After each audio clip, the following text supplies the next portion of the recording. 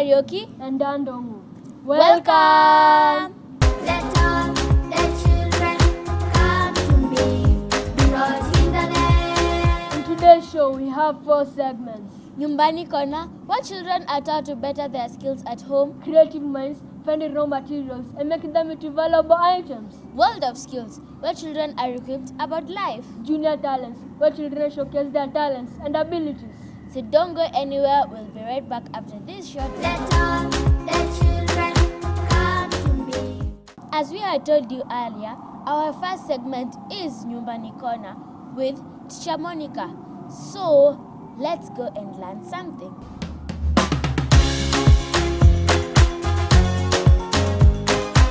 Jesus' love is more than ever. We are sailing on a stormy weather. Oh, his children shall go together, for we need Jesus' love more than ever. Welcome to Kirk Watoto program. This is Nyumbani Kona, where we impact generation by preparing your children to become better individuals in the society, who can face challenges, who can make informed decisions, who can reason, critically think, and do great stuff. And I am your host. Who else now? Teacher Monica. Very happy to have you this Saturday morning.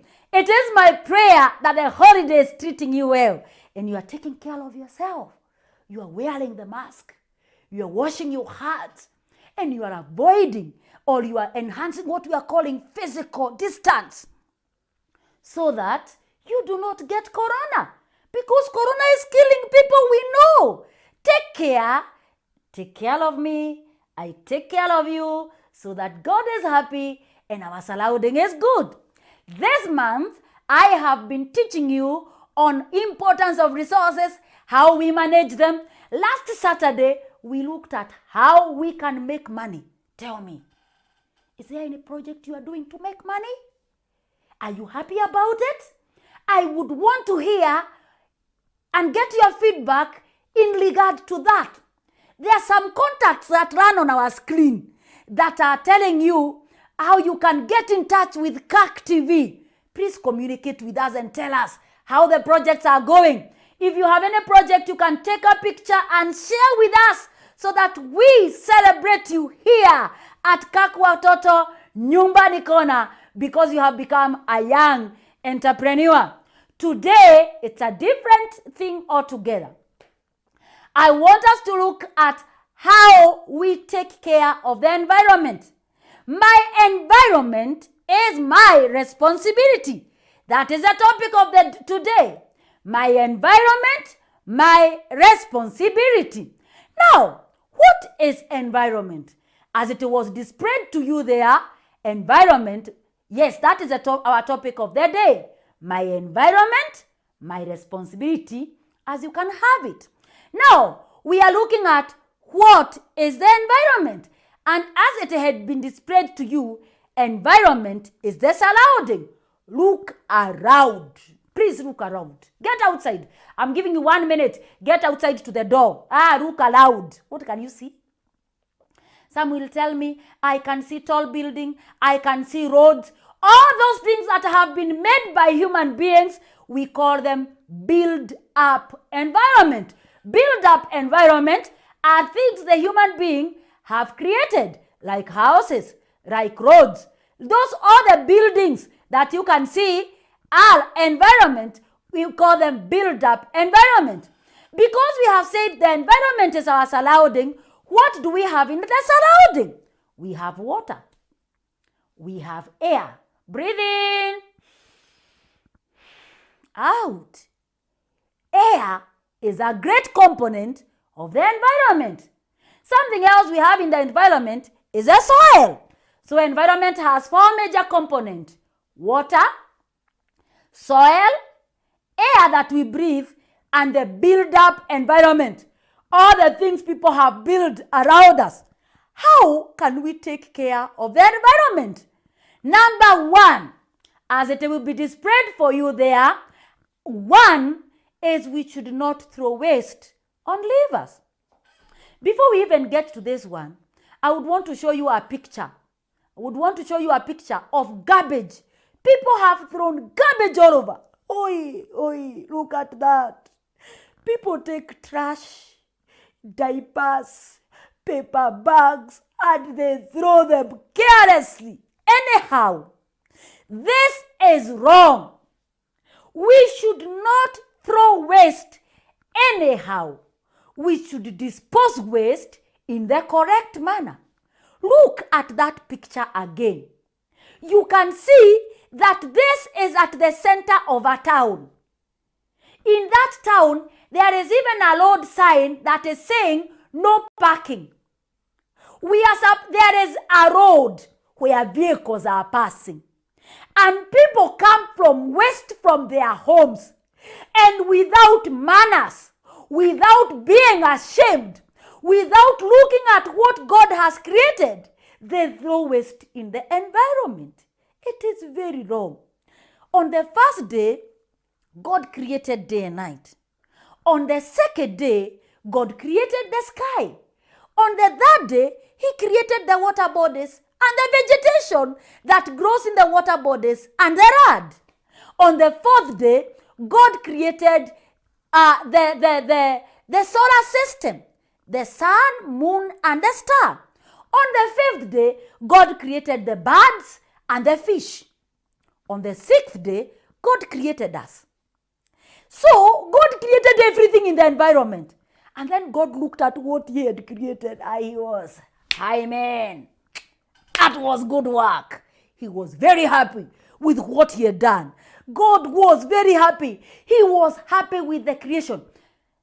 Then God created somebody called Adam. And he told Adam, man, take care of my environment. Take care of this environment. So the responsibility that God has given us is that of caring for the environment. It is our duty. It is our responsibility to take care of environment. It is very wrong. Now, children, over this holiday, I would even prefer you prepare posters. Your parents can share those posters in their WhatsApp status and in their Facebook page and write, take care of the environment. Don't litter here. You see people, adults, taking waste and throwing them on the road. It is our responsibility to take care of the environment so that the environment doesn't look bad the way that place was looking, where people are throwing trash. Oh, I feel like crying. I feel bad. I feel very bad. And then there will be some smell, very bad stench. Oh, very wrong. Number 2, look at rivers. We said rivers is a very important resource. And water is very important. Some people throw waste in the rivers. That is a river, my children. People have thrown waste in the river. Now, if it becomes our responsibility, everybody does not put waste in the correct place, will we have our rivers looking like that? We must take care of our rivers. And you children, you have a responsibility of telling the adults who do these things because they are done by adults to stop. Tell them, Teacher Monica, our teachers at school, and God does not want us to destroy the environment. Remember the great champion called Wangari Maathai, the Nobel Prize winner. She was an advocate of why we should take care of the environment. Now, if we destroy the environment, we are destroying ourselves. If we throw waste like that, we will have some common diseases. Diseases like cholera, diseases like typhoid, very bad diseases as a result of waste, dysentery, because people are not taking care of environment. I know in school you have learned about common illnesses in our society. If we want to overcome the common illnesses, we must take care of the environment because it is our responsibility. And number 2, it makes God happy. God gave us one duty, taking care of the environment. That is a duty that God gave us. So children, I want you to tell others, if you see somebody from people are in the vehicle. You are in your parents' car and you are eating some snack inside there and you have a bottle. Oh my, you see a child putting the window pane down. I mean, what do we call it?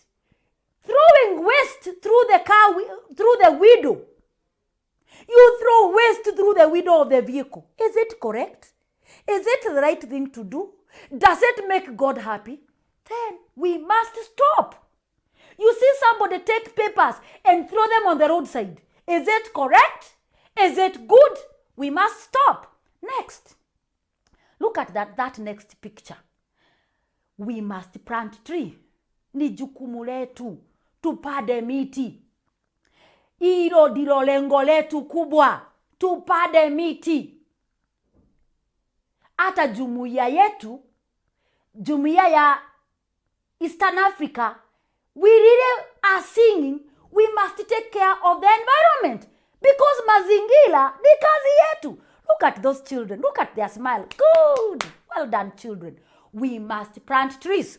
When we plant trees, the air in our environment will be purified. We will have shade.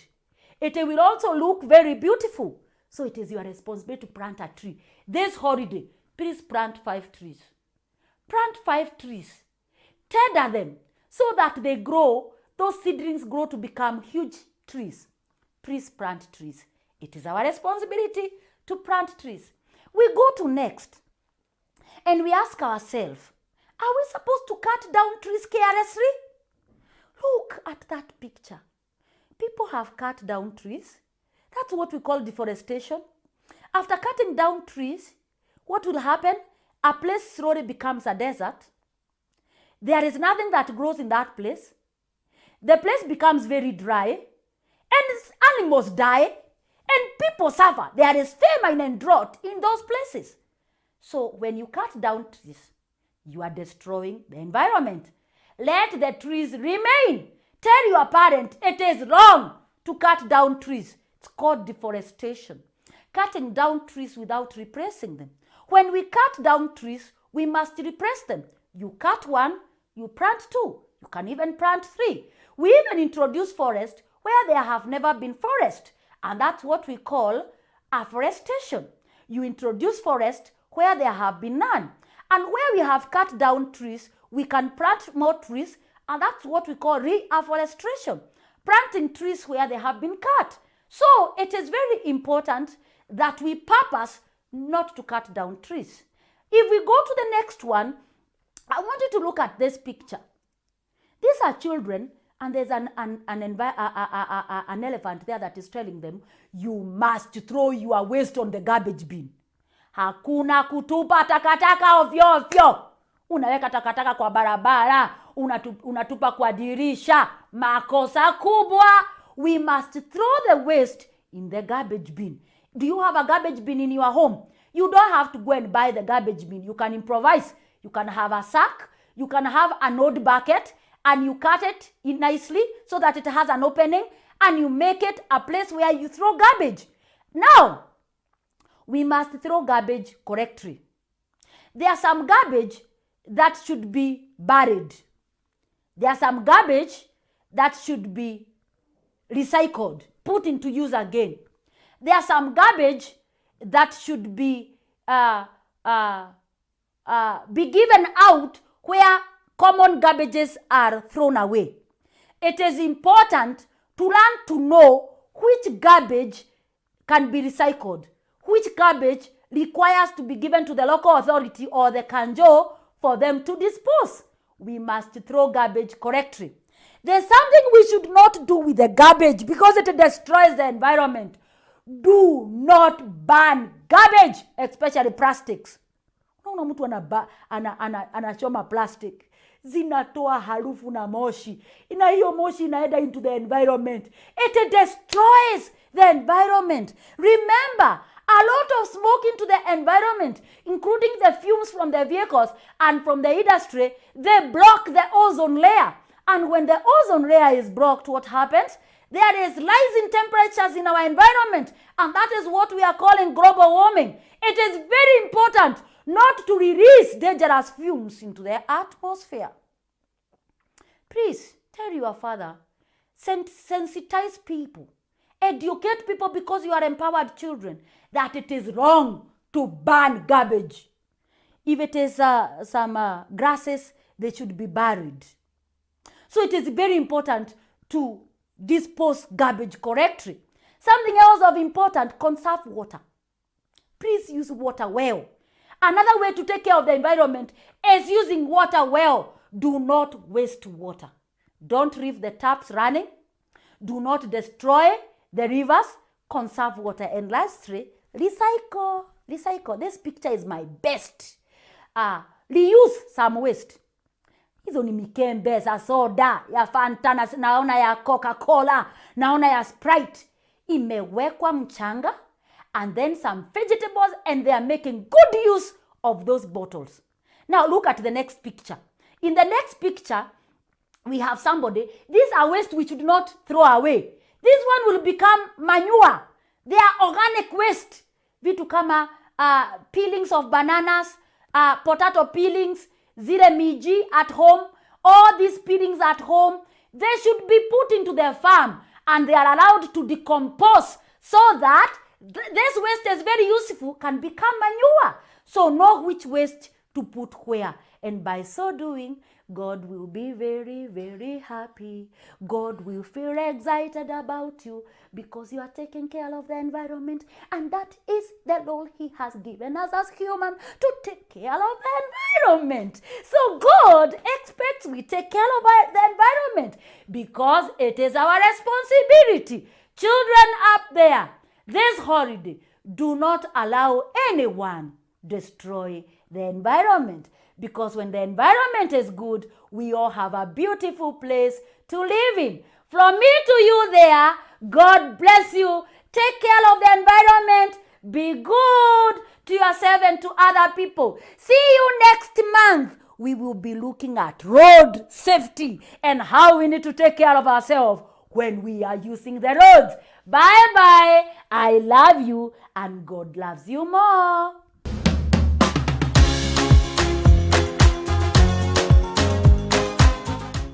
We are going to take a short break, but we'll be right back. Let all the children come to me, because in the name.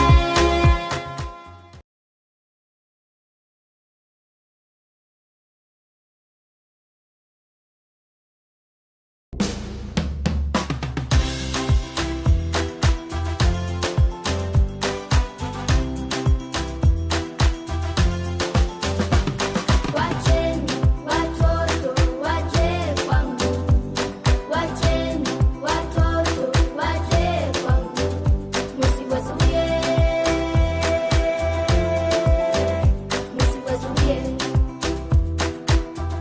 To get all the children come to me, dial star 811 star 187 hash and select 1. Children come to me, because in the name,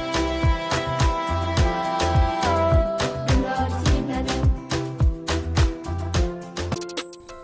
If you want your children to make more friends, Sunday school is a great place to find them.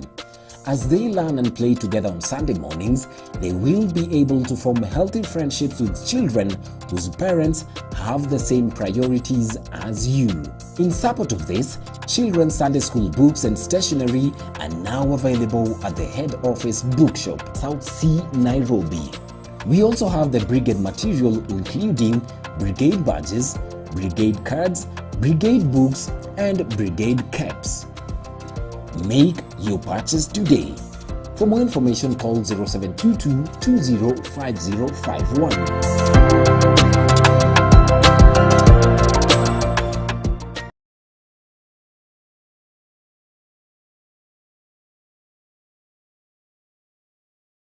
Let all the children come to me, because in the name. Welcome back.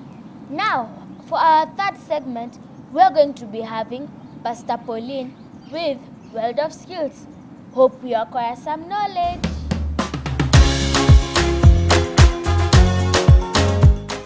I'm happy today, so happy. In Jesus' name I'm happy. Yes, indeed, I'm so happy. In Jesus' name I'm happy. My name is Teacher Pauline, and this is your program Kirk, Watoto, World of Skills. Last Saturday, kwa wenye walikuwa tune in, there was an assignment that I gave. I was teaching about who is your friend. And there were 5 points that we discussed. That ya kwamba, number 1, your friend must be God-fearing. Number 2, an obedient friend. Number 3, with good manners. Number 4, a kind friend and a loyal friend. And number 5, to lead by example. Na nilisema you go write down and then unajiuliza, do your friend have those examples? If she or he doesn't, then you pray to God to give you a good friend. And if you're that bad friend, you should change your ways, because God is happy with good, obedient, kind, loving children. And today's topic is kindness. Kindness. And I want to start by asking what kindness is, or by defining what kindness is. As you can read on your screen, to be kind, not to me, it's to be kind, is to be friendly to all people, loving, caring, treating them nicely without expecting something in return. I want to ask you, are you loving, caring, and do you treat your friend nicely without expecting anything in return? Or do you expect something in return? If you expect something in return, then that is not genuine kindness. Kindness ni kufanyia mtu mazuri, hata mtu akikukosea usimkosee, we mtu mtende mema. Na nimekumbuka kuna wimbo ambao unasemanga, tenda mema nenda zako. Ukitenda mema enende zako, Mungu mwenyewe hubariki watu ambao wanatendea wengine mema. And today I have a story, and so many people know me with stories. And it's a very good story. And it's a story about a boy. Last week I gave a story about a girl. Today it's about a boy. Once upon a time, there was a boy. And this boy, they were living somewhere interior, uko ndani kabisa, place ambazo hakukuwa kunaingia magari mingi, hakukuwa kunaishi watu wengi, maana kulikuwa ndani kabisa. But this boy one day met with a person who was unwell. Na vile alimit na mtu mwenye alikuwa mgonjwa, the boy decided that he won't leave him on the way, but he will help him na kutembea pamoja na yeye, akamsaidia ili atoke kwa barabara, mahali ambapo angepata magari za kumpeleka wapi? Hospitali. So the boy aliamua tu, I will not leave this person. Akatembea na yeye pole mpaka wakatokea kwa barabara, mahali ambapo kulikuanga na gari ambazo zingesaidia huyo mtu kufika wapi? Hospitalini. And now wakati the boy alimsaidia, the person alimwambia to thank you. The boy didn't ask for any money. The boy didn't ask for anything in return. He just appreciated to be told thank you. And the boy went his way. And the person went, akapanda gari, akaenda hospitali. So the boy akaka 10 years down the line. Alikuwa amemaliza shule, ameenda high school, amemaliza, na saa hiyo the boy alikuwa university. So mahali ambapo alienda university, he was renting a house. Na vile alikuwa na rent nyumba, siku moja tu ikakuwa hana pesa ya kulipa rent. And now he was so disturbed. I don't have money. My parents don't have money. It was in the evening. My house might be locked. Where will I go? Or what will I do? So as he was disturbed, the owner of those houses came. Na akaanza kusema yule mtu mwenye hajalipa rent tamfungia nyumba. And the boy was there, sad. He was thinking, what am I going to do? He was even crying. He was now thinking, where am I going to go? It's already almost night. Kwetu ni uko interior. Sasa nitafanya nini? So he decided, let me go beg this person to give me just 1 more week.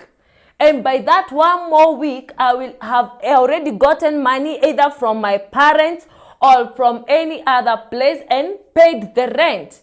Na vile sasa alienda, akaona the person who is the landlord, ama mwenye nyumba, is a familiar face.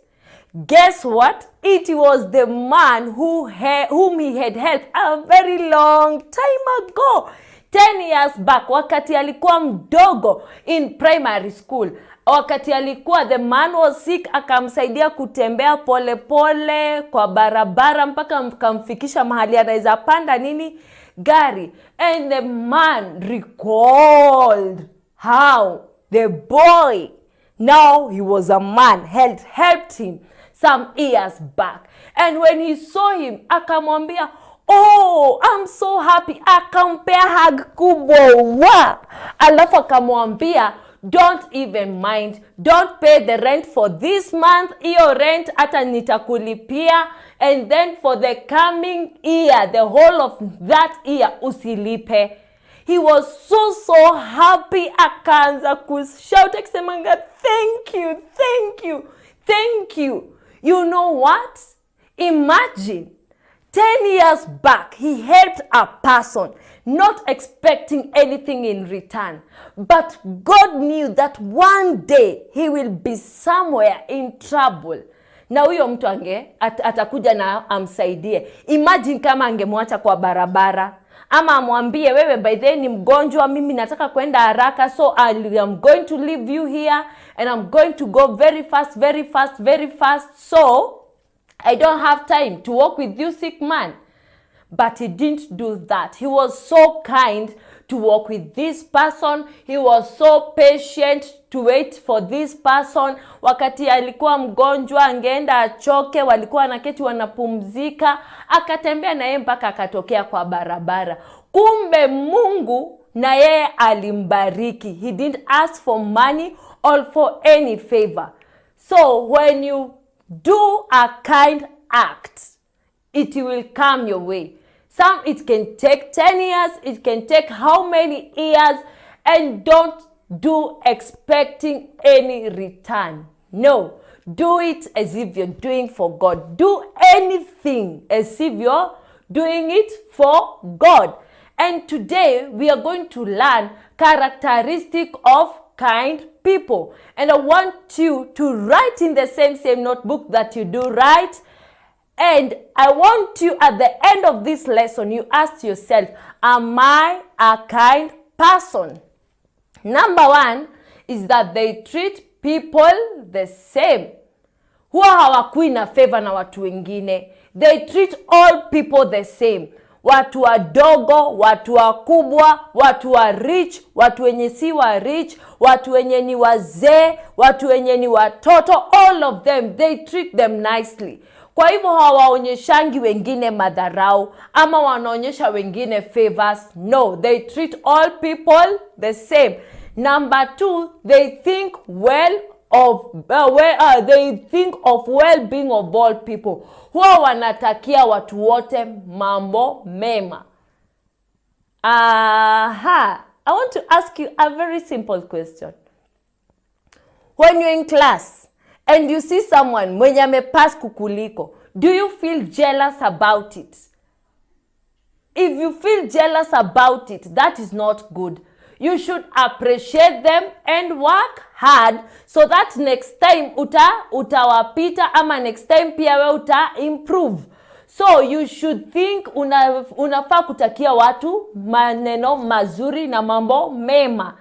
Si ati kutaka tu ni mimi ni mimi tu, I want to be the one, I want everything good for me, but for others I don't want good for them. No, that's bad. A kind person huwa anatakia watu wote mema. Number 3, they always look for ways to help other. Huwa wanaangalia njia za kusaidia watu wote. You see that boy ange decide to let me leave this man on the way, but he decided I won't leave this man, I'm going to help that man.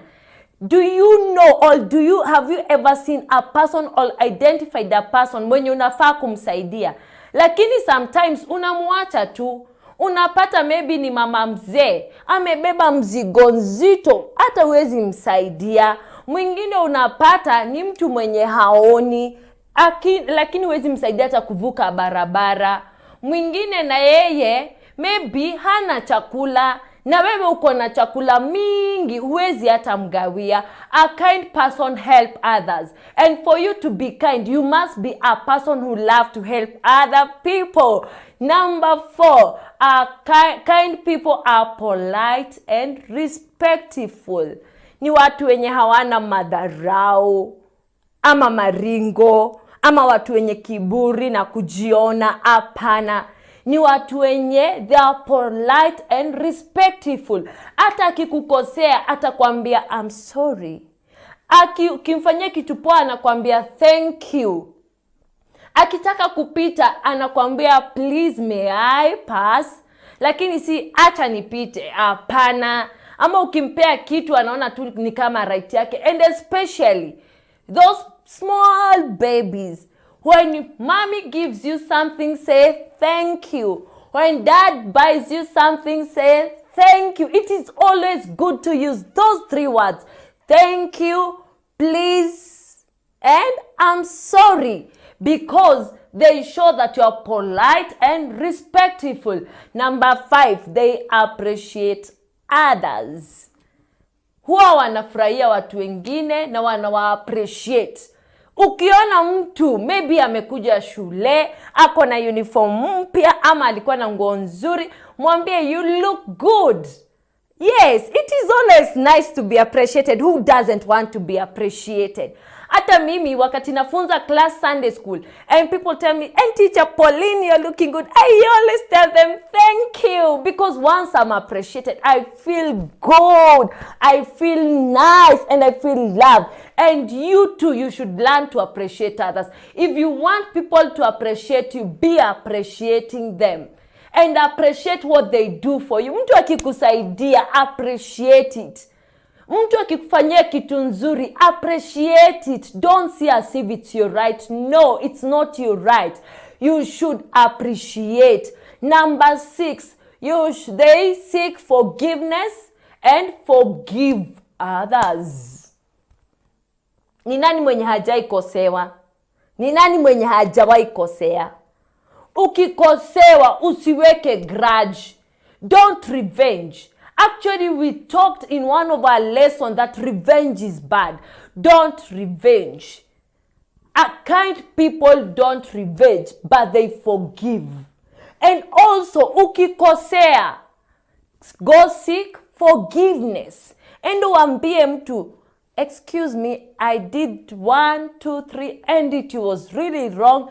May you kindly or may you please forgive me. Na wewe ukiombwa msamaha, usianze hapo madharau ati utamsamehea. Msamehe, and when you do that, you are able to be in a very good relationship with all people.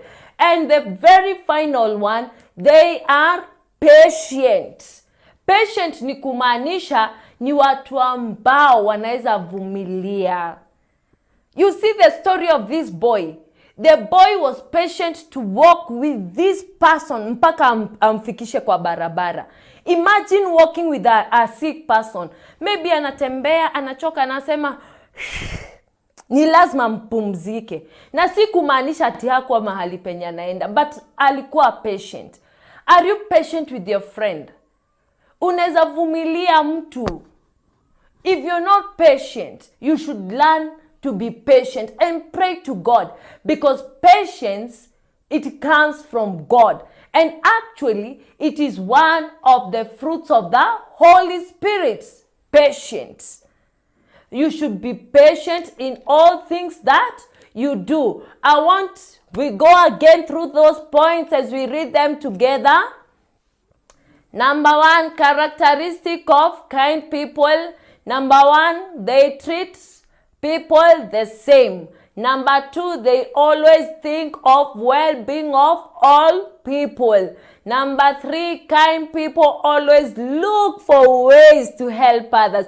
And especially these, I want all of us, we work on these ways of helping other people. We have needy children.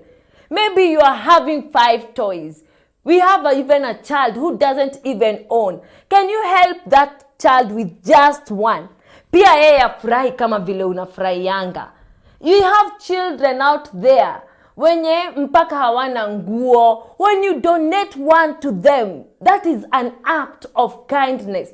And God blesses kind people. Number 4, kind people are polite and respectful.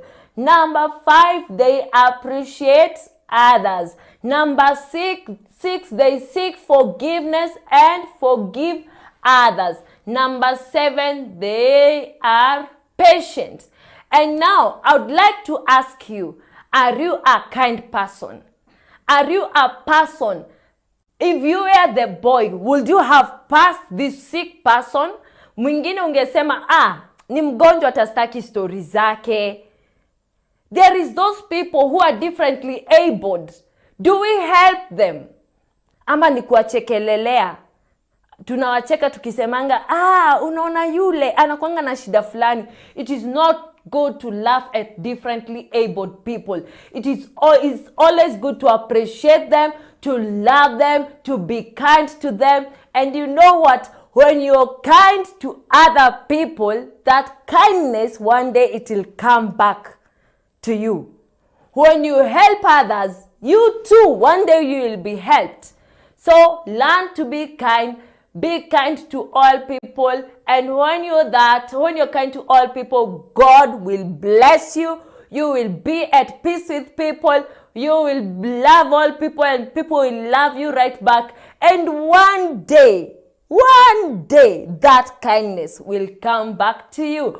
For now, I would like to say bye-bye. My name is Teacher Pauline. Nawapenda nyinyi wote. I wish you a very beautiful day and a blessed Sunday tomorrow. I love you all. Continue tuning in to Kirk, Watoto, World of Skills. God bless you. God do you good. Bye.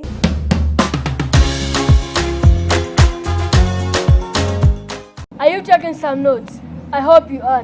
So the time has come for us to welcome Pastor Peters with Junior Talents.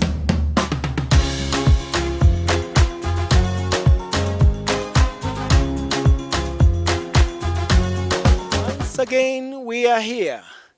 This is your segment, Junior Talents. As I told you last time, we are busy making sure we go places. Tuhakikishe ya kwamba tumekuletea talanta zote ambazo tutazipata katika safari yetu ya papa na pale. Miguu na njia, mabonde na milima twaipanda mpaka tuhakikishe ya kwamba tumewapata tunaowatafuta. Siku ya leo na kukaribisha. This is your host, Reverend Peter, and this is your section, Junior Talent. Na sasa, kweli kabisa tumetembea. Nimefika mahali panaitwa PCEA Syokimau. Na pale tumepatana na mgeni wetu wa siku ya leo. Kwa hivyo nakukaribisha ili ujue anayojua kuyafanya. Kwa hivyo karibu. Yes. Karibu sana kijana. Angalia ile kamera useme jina lako. Kwa majina naitwa Emmanuel Dirango Karaoke, nimeokoka. Aha, asante. Unasikia ya kwamba watoto huokoka? Hebu tueleze uliokoka lini? Niliokoka June 16, 2019. Aha, uliokoka ukiwa wapi?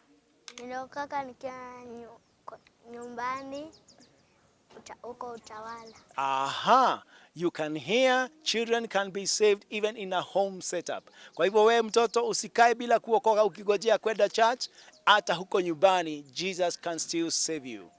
Aha, hebu nieleze unasoma wapi?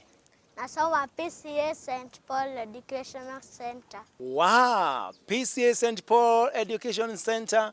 Tuko na mmoja wenu hapa. Congratulations, heko. Mungu awabariki sana. Hebu tuambie wazazi wako nani? Wazazi wangu ni Reverend Peter Kariuki na Salome Wamboi Kariuki. That's great. Wao wamekusaidia sana maishani. Siwaambie hapa kwa kamera, thank you very much. Thank you very much kwa kunisaidia. Asante. Sasa hii program inaitwa Junior Talent. Kwa sababu wale wanakuja kwa hii program ni wale ambao wako na talanta. Aha, hebu niambie kwa nini wewe umekuja, ni talanta gani uko nayo? Coloring. Coloring. Preaching. Preaching. Singing songs. Singing songs. Writing letters. Writing letters kwa mkono writing letters, okay. Igani ingine? Na kutumia kompyuta. Kweli.com iko hapa. Hata kutumia kompyuta Asante sana. Sasa sijui tuanze na gani? Nafikiri tuanze na uimbaji. Umesema we ni muimbaji hebu tuimbie wimbo mmoja ambao unajua kuimba vizuri. Tusikie hiyo talanta. What shall I render to Jehovah? For he has done so very much for me. What shall I render to Jehovah? For he has done so very much for me. Aha, that's beautiful. Na hiyo ulijifunza wapi? Nilijifunza nyumbani kuisikiliza. Kuisikiliza kwa TV Okay. Basi sasa nataka utuambie talanta yako hiyo ingine ni gani? Naona umejaza vitabu hapa. Coloring. Coloring. Wow. Sasa mtazamaji wangu, nataka kupeleka through the coloring that this boy has done. So as you can see on your screen, he has done very many colorings. Very many colorings. Hata sahi, you can see what he is doing. Endelea. Coloring, unaweza color. Ebu ni color moja nikiona, ili mtazamaji asifikirie ya kwamba it was colored for you by somebody else.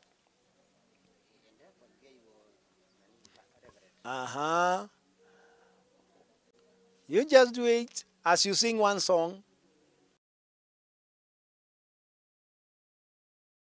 To Jehovah, for he has done so very much for me. What shall I render to Jehovah? For he has done so very much for me.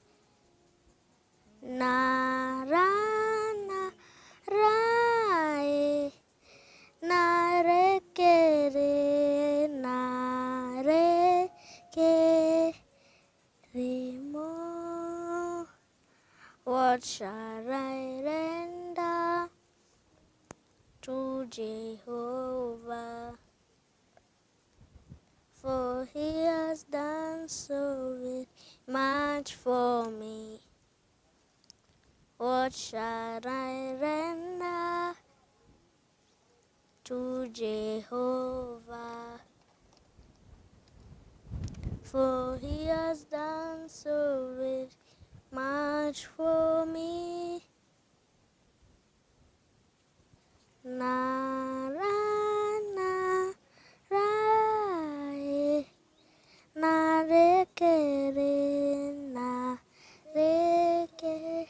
Hebu niambie ulianza kukara hivi lini? Nikiwa mtoto. Mtoto kiasi gani?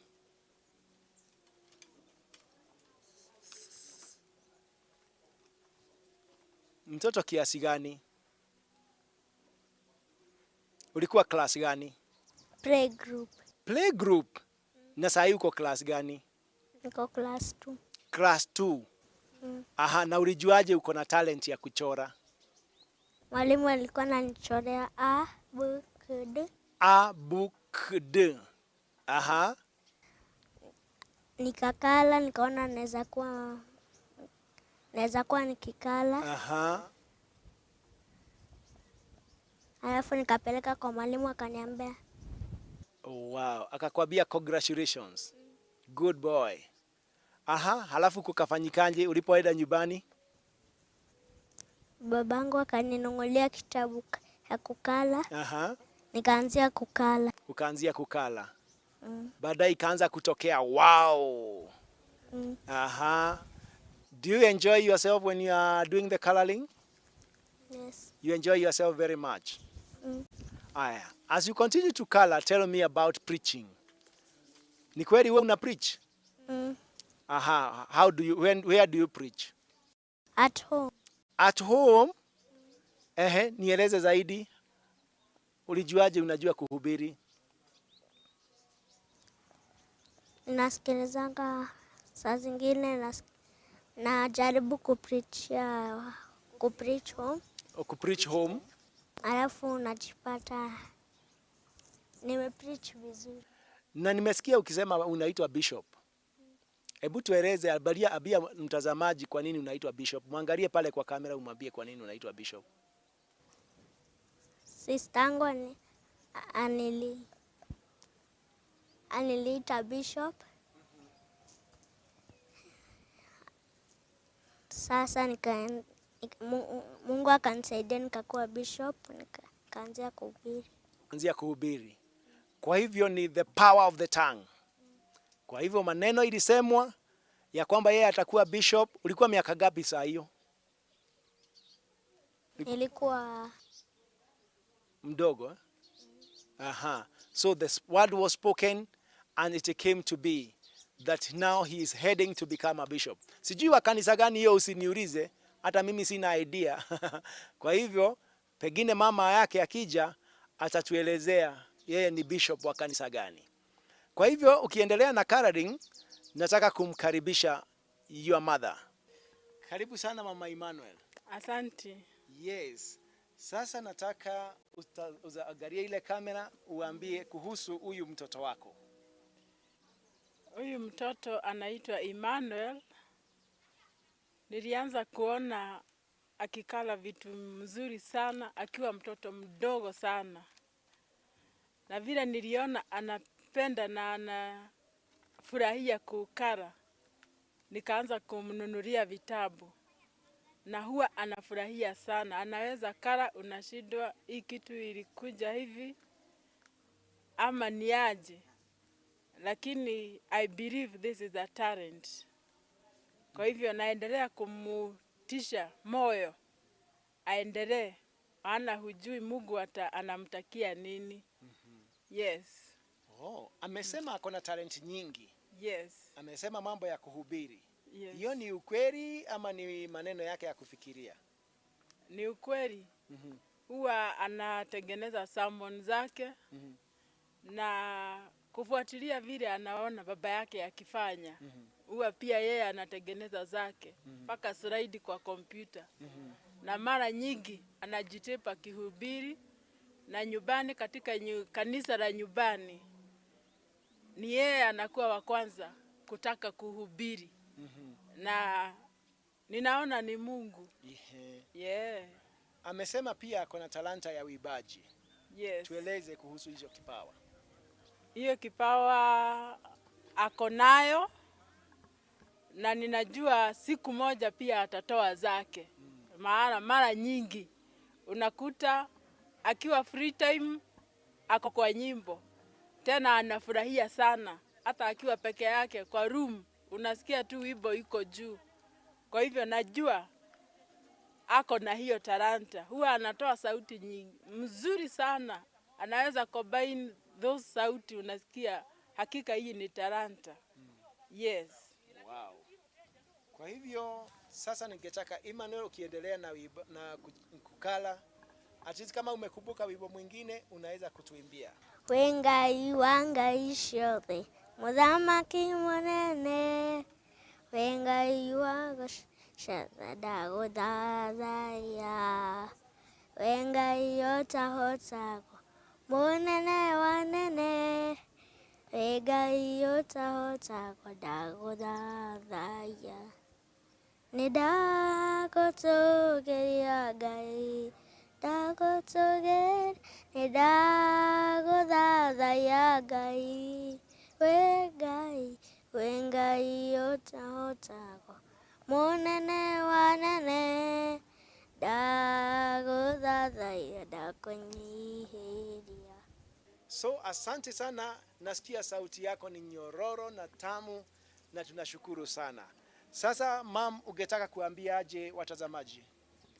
Ningetaka kuwahimiza ambao wako na watoto, ukiona kuna kitu anafurahia kuifanya, endelea kumpea motisha, na kama kuna usaidizi unaweza mpatia, uendelee kumpatia. Maana katika hiyo umemuokoa kutoka na mambo mengine mabaya angekuwa anafanya. Na kama anafanya hii, itamsaidia katika maisha yake. Bwana asifiwe. Asante sana. Na kama jinsi ambavyo nakwambia, nitakuja na mgeni mwingine wakati mwingine. Sina budi kufunga hii show na kukuambia, until we meet next time, let us develop these talents for the glory of Jesus. May God bless you. This is your host, Reverend Peter. May God bless you.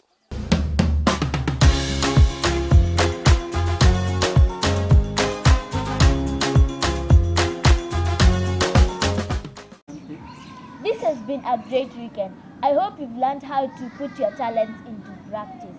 Unfortunately, we have to go. Remember to follow us on YouTube and Facebook at Kirk TV Kenya. And don't forget to like and subscribe. Till next time, we're your hosts, Dandongo and Isi Karaoke. Bye. Let all the children come to me, because in the name